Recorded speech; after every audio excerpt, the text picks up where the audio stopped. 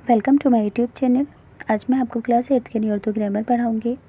बच्चों, मैंने आपके सिलेबस और कोर्स के मुताबिक जितनी भी उर्दू ग्रामर एग्ज़ाम में आने वाली है वो सभी प्लेलिस्ट के अंदर अपलोड कर दी है।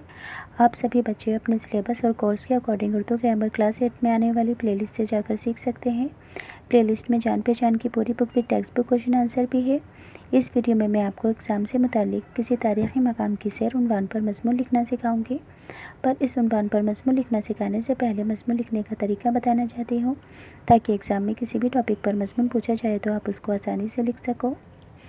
मज़मून लिखने का तरीका। तो किसी भी मज़मून को लिखने के लिए इन 3 सवालों के जवाब देने ज़रूरी हैं: क्या, क्यों और कैसे। क्या, क्यों और कैसे। देखो बच्चों, जैसे कि आपने किसी तारीख़ी मकाम की सैर उन्वान पर मज़मून लिखना है, तो सबसे पहले इस बात का तारुफ़ दिया जाएगा कि आप कौन से तारीख़ी मकाम की सैर पर जाना चाहते हैं। इंट्रोडक्शन में जिस भी तारीख़ी मकाम पर जाना चाहते हो वहाँ पर आप क्यों जाना चाहते हो और आपने वहाँ पर जाने की क्या क्या प्लानिंग बनाई है, इस बात को लिखा जाएगा। सेकंड पैराग्राफ के अंदर नफ्से मज़मून है। नफ्से मज़मून का मतलब होता है कि टॉपिक से रिलेटेड आप जितनी भी बातें जानते हो उसे रीज़न के साथ लिखना।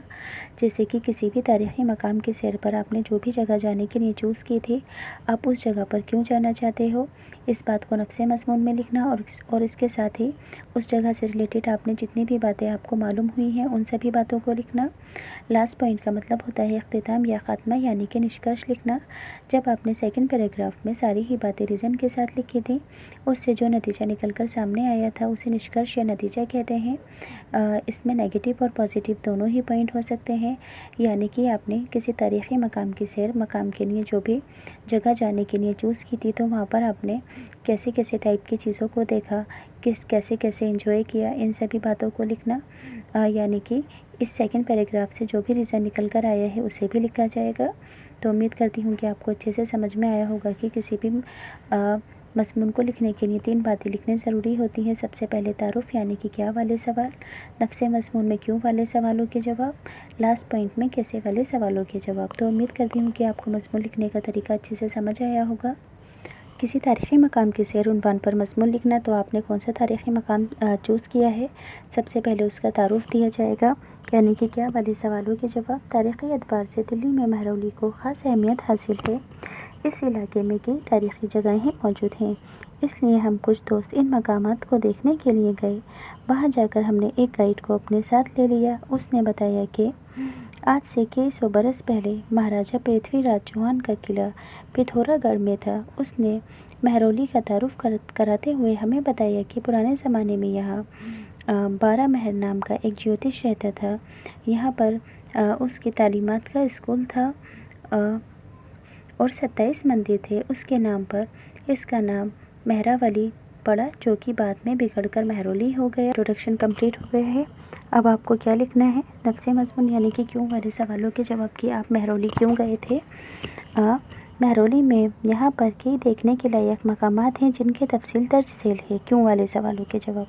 क्यों गए थे आप कुतुब मीनार को देखने के लिए, जैसे कि कुतुब मीनार। गाइड हमें सबसे पहले कुतुब मीनार पर ले गया।